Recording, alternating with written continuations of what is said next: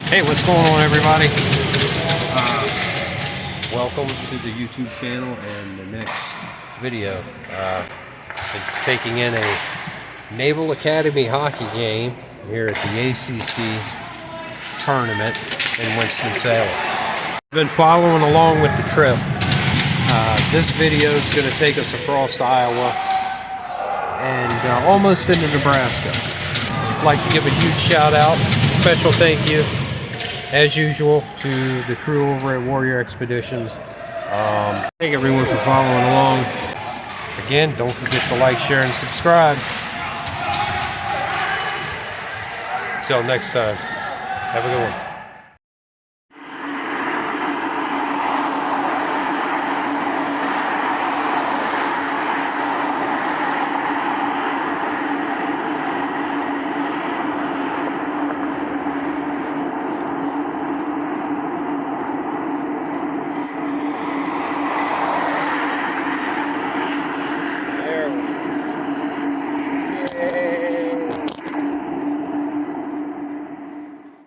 Beacon Harbor.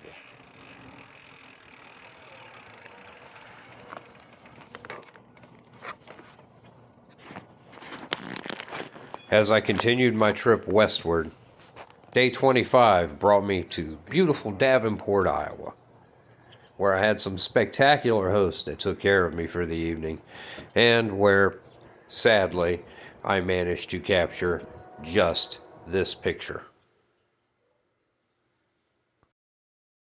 I really wish I would have captured more.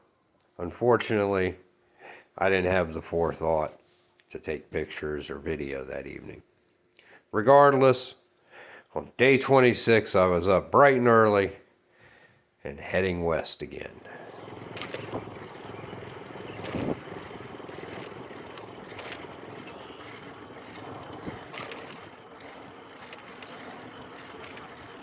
Some downtown here.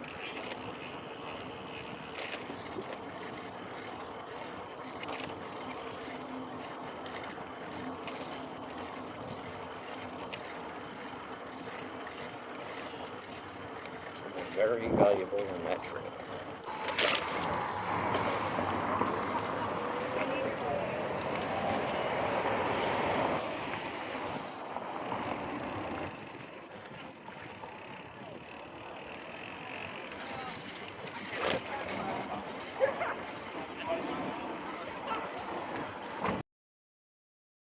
So, unfortunately, I had to mute the audio in this segment of the video because there was a song playing and I didn't want to get dinged by YouTube for a copyright violation.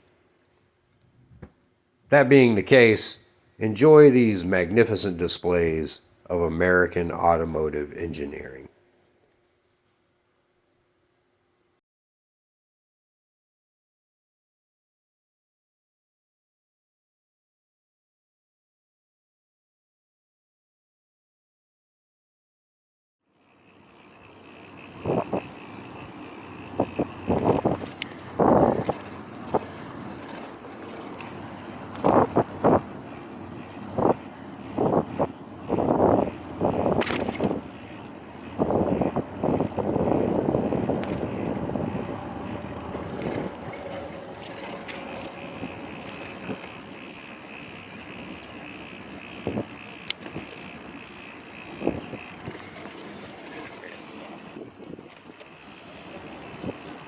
So it's not uncommon as you ride along these waterfronts through these towns to find awesome art displays or historical monuments or markers.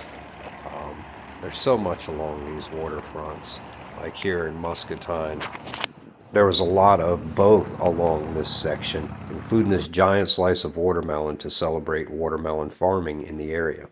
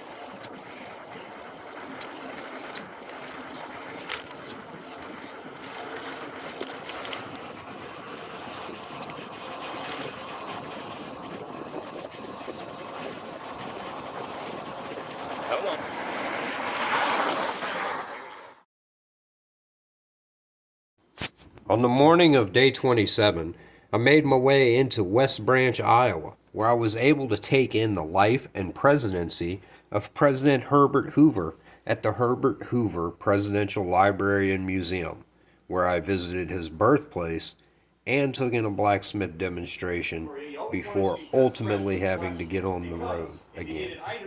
A very bumpy, hilly gravel road, to be exact.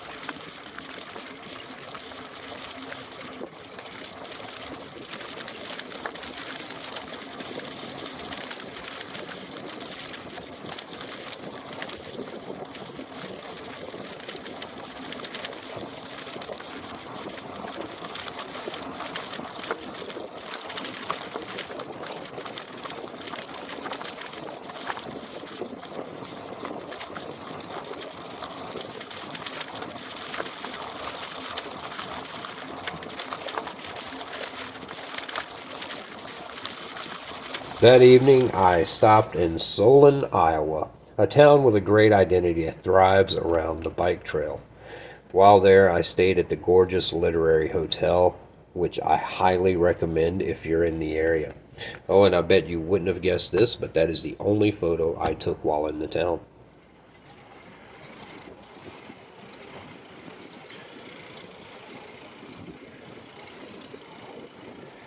Working on this bridge here.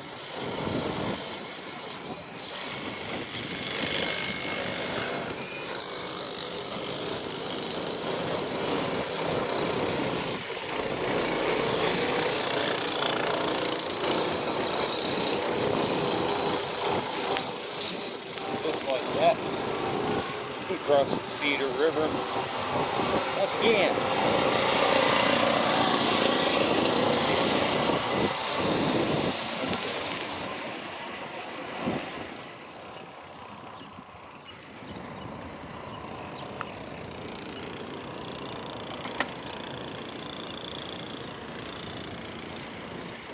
Here we go, rolling into Cedar Rapids.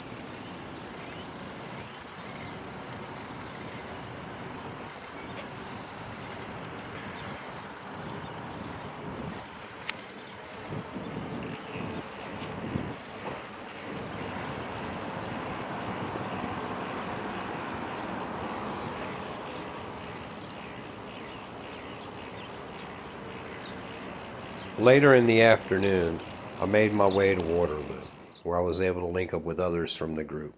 That evening after dinner, our host brought us here to the Sullivan Brothers Memorial. Theirs is a patriotic story from World War II, with roots right here in Waterloo. This one works. Let's see if this one works. On day 29, we took an off day, hopped on some electric scooters in the morning, Here it goes. and toured around Waterloo. Wee.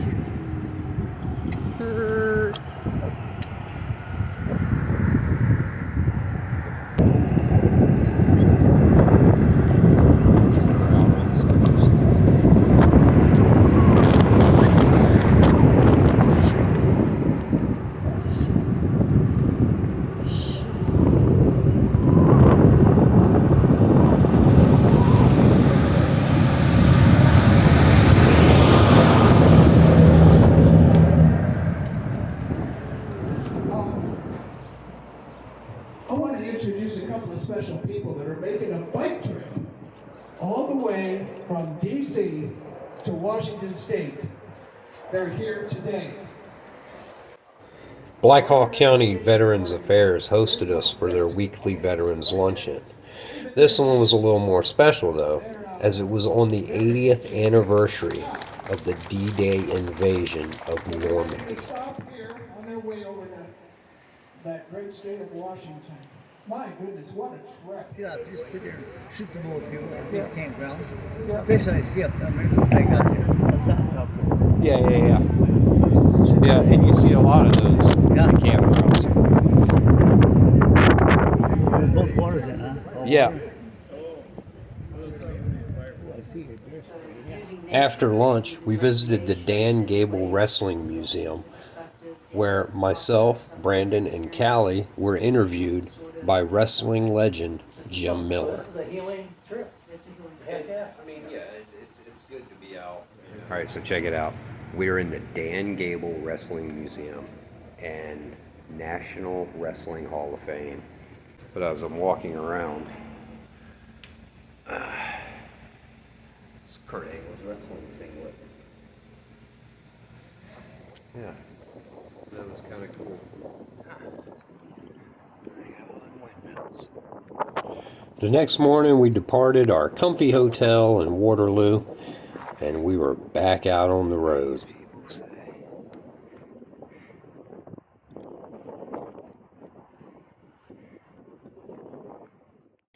We took a detour to come to this house because on the map, it was marked as being a house that was in the movie Twister, and I can almost guarantee it wasn't.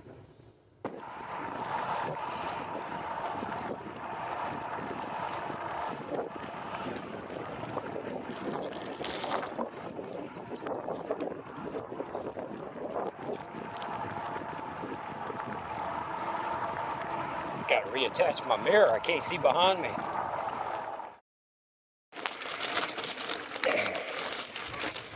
This clip here is pretty representative for how most of the day went.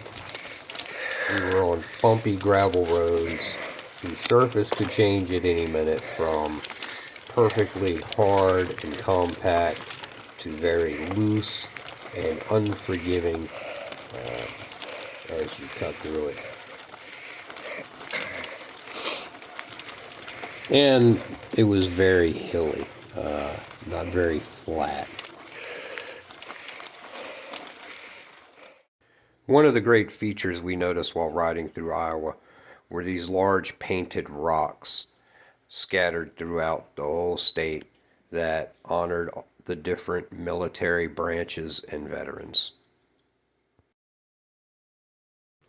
That evening we stayed in Huxley, Iowa, where I was able to link up with some friends of mine from Florida, Jackie and Eric.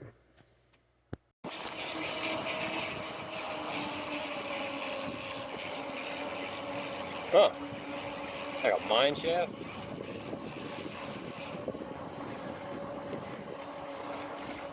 After leaving Huxley in the morning, we encountered the High Trestle Trail Bridge, which lies just west of Madrid, Iowa, and offers some stunning views of the Des Moines River below.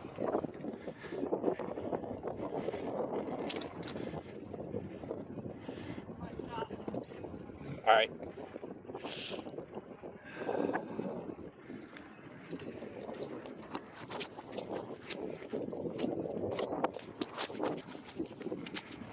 I would have loved to have come across this bridge at night. And if you Google images of the High Trestle Trail Bridge at night, you would understand why.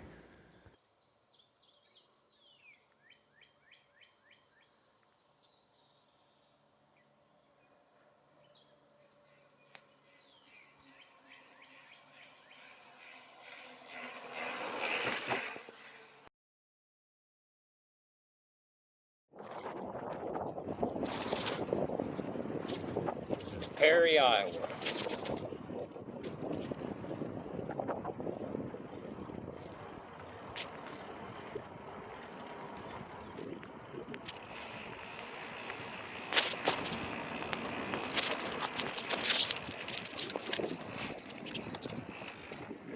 Here all the poster wrapped in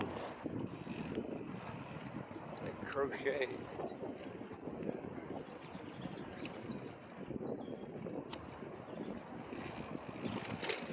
Pop. Look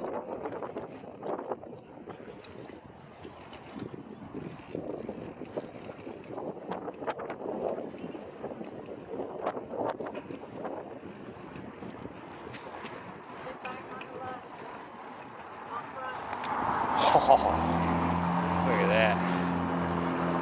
This is just awesome. So this is Perry, Iowa. One of the things I really enjoyed about being in Iowa was how the communities embraced the cycling culture and the bike trails. And you would see a lot of that reflected in the art along the way. And Perry, Iowa was no different in that regard.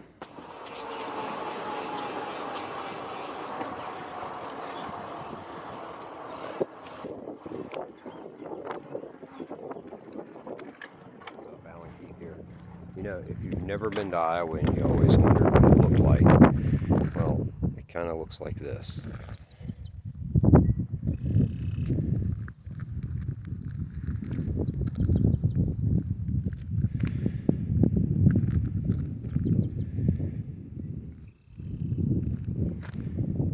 So there you have it. That's what Iowa looks like. Now, I highly recommend that you visit the state. I think it's a beautiful state. However, in hills,